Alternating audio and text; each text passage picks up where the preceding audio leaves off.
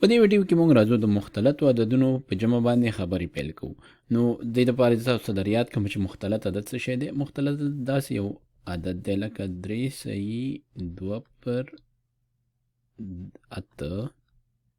او دې ته ولې مختلط وایي؟ مختلط وایي ګډ یا یو څه چې یو څه سره ګډ شوي وي. نو دلته 3 صحیح عدد دی او دا 2/8 کسري عدد دی، دواړه ګډ لیکل شوي. نو دا په ټوله کې بیا دې ته مختلط عدد وایي. نو راځو مونږ وایو چې دغه 3 صحیح 2/8 دا جمع کول څو سره؟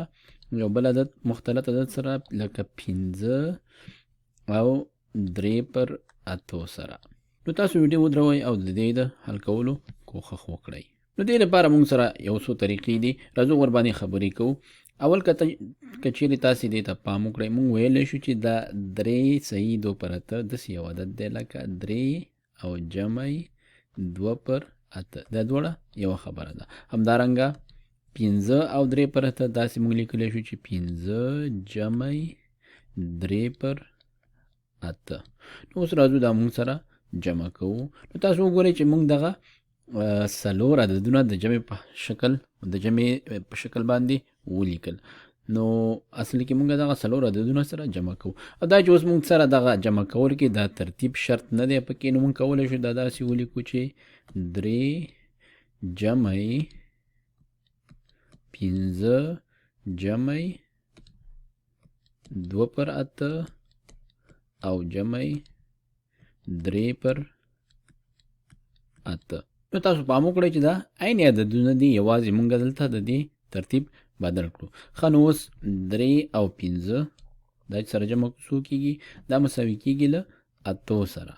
3 او 15 8. او همدارنګه 2/8 او 3/8 به څو کېږي؟ نو مونږ سره چې د یو شي 2 دانې وي او بیا 3 دانې وي، دواړه سره جمع کوو 15 شیان کېږي.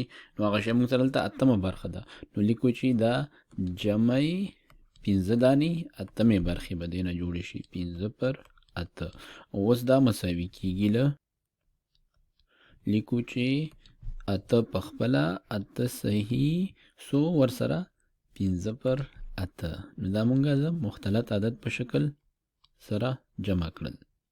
نو دا یوه طریقه وه. ځینې خلک کیدای شي دا طریقه وکاروي چې 3 او 2/8 داسې لیکي چې 3 جمع 2/8 او بیا د دې لاندې لیکي دا عدد صحیح برخې د صحیح برخې لاندې لیکي، جمع کسري برخه د کسري برخې لاندې 3/8 او دا بیا سره جمع کوي.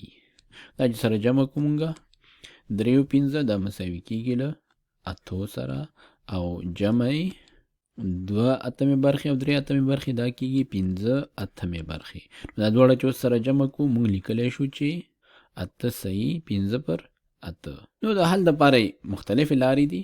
نو په دې هیله چې تاسې د مختلط عددونو جمع سره لږ څه بلد شوي اوسئ.